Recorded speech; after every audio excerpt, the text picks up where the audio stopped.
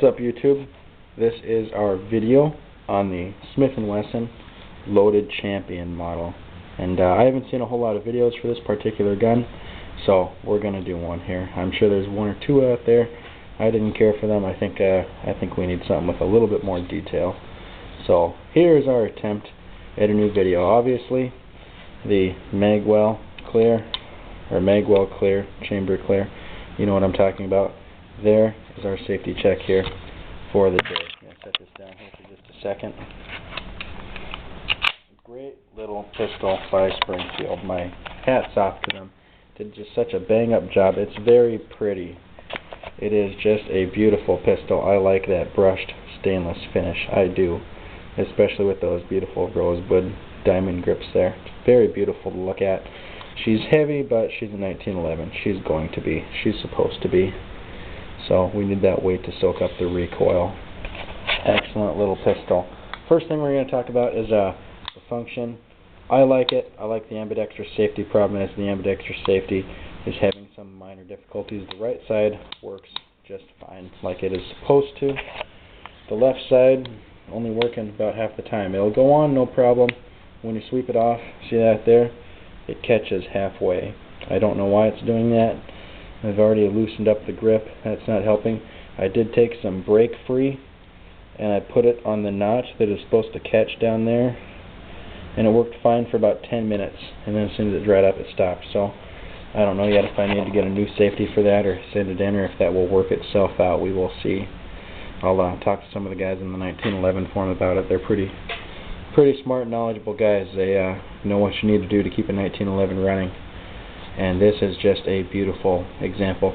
It is a little bit dirty. I've cleaned it, disassembled it. The outside, though, is attracting an awful lot of lint. But that's okay. Could be worse. First off, I like the stock Trijicon night sights. They are very bright. They are very easy to pick up. I'm very impressed with it. Now, unlike some of the Kimbers, this does not have a match grade barrel. Probably doesn't need it. I like the match trigger on it. I don't think the match barrel is important. When you're talking 1911s, let's be realistic. Most people in the world don't shoot well enough to notice the difference between a match barrel and a regular stock barrel. And especially when you're talking 1911s, that's probably not even a very big factor. What matters is the bushing and the lockup. And I can tell you this is exceptional. It's great. We're going to go into the disassembly, and I'd like to show you the bull barrel that it comes with. Very impressive. Easiest takedown on a 1911 I've ever seen. Most of them are very overly complicated. This one is not. To be done in just a few minutes, taking it apart and putting it back together. And I'm by far from a pro at it. But it's just a great, beautiful pistol to look at. Kimber, I know you guys make beautiful pistols also. You do. But really, the price of your pistols as compared to the Springer, then you don't get anything with it. You get one lousy mag and a 3-year limited warranty. Come on, that's crap. Kimber, you put plastic mainspring housings on your pistols? Is that going to ruin is that going to kill the performance? Probably not, but that's not the point. I'm not going to spend $1,000 on a pistol and then get a plastic mainspring housing. Notice the Springfield is steel. Nothing for me to replace. I like that. That is just fine. There's no front strap stippling or serrations or anything, but maybe I'll put those on there in the future. But the forged everything is just quality. There are some tool marks on the inside, and as you can see, there are some minor scratches here. That's not Springfield's fault. That's my fault. I did that on my own when I was disassembling it for the first time or two. I was making it overly complicated. It's actually a lot easier than I thought, but the manual doesn't go into very good detail on that. So, but anyway, the only other thing that I can think of doing after the safety gets worked out is I might put an extended slide release on there, because that one is pretty small. But that's okay. It still works just fine. I would expect this pistol to function just fine. I got this for $800 brand new off GunsAmerica.com, courtesy of the Marksman. Pretty decent company, not too bad. It took a little bit longer to ship out than I thought it would. About a couple days longer, but that's not too bad. The price is good. At least Springfield tries to make me happy. They send you all this stuff They sent me 2 magazines that look to be Metgar mags, which is just fine. They work. Yeah, I'm using hollow point ammunition here on a gun that hasn't been fired yet. I'm only doing that to wear in the springs.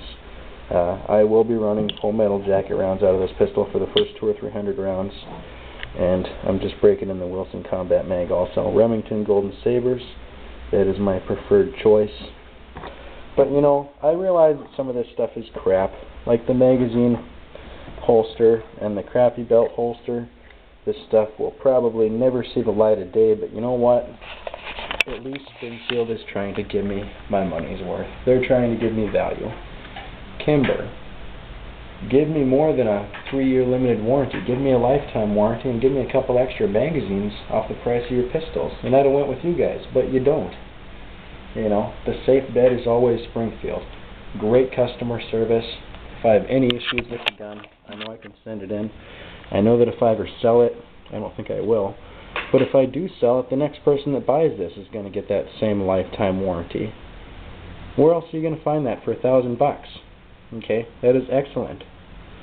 The gun just works. It is great. It feels great. My only complaints is the trigger, a little bit on the heavy side. They're supposed to be between 5 and 6 pounds. I don't have an accurate measuring tool, but if I had to take a guess, it's between 7 and 8. Now, that may work itself out, might smoothen out the more I shoot it, but before I send it in or think about a trigger job on it, I'm going to play with that adjustable speed trigger down there a little bit, and we're going to put some rounds to it before I do anything to it, to just, you know, just see what happens. You know, I'm sure the gun still functions just fine and shoots. And the right side safety works 100% of the time, just the left side isn't always catching. Not sure why that is yet. Not a perfect gunsmith, but I'm pretty certain that the little notch down here that safety has to ride on might need to be dremeled out a little bit. I don't know yet. I don't know if I want to start cutting on this beautiful pistol. But we'll see. Anyway, I'm going to end this video here so that it doesn't get too long.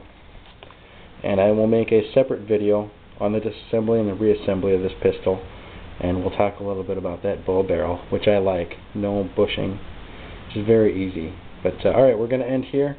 A great pistol for the money. I like it. I like that brushed finish. I like the beautiful rosewood grips. They're not very grippy, but they're pretty to look at. I might switch those out with BZs in the future. But just an excellent, beautiful pistol that just points so naturally, so easily. I like it. I like it lots. Yeah, not too bad.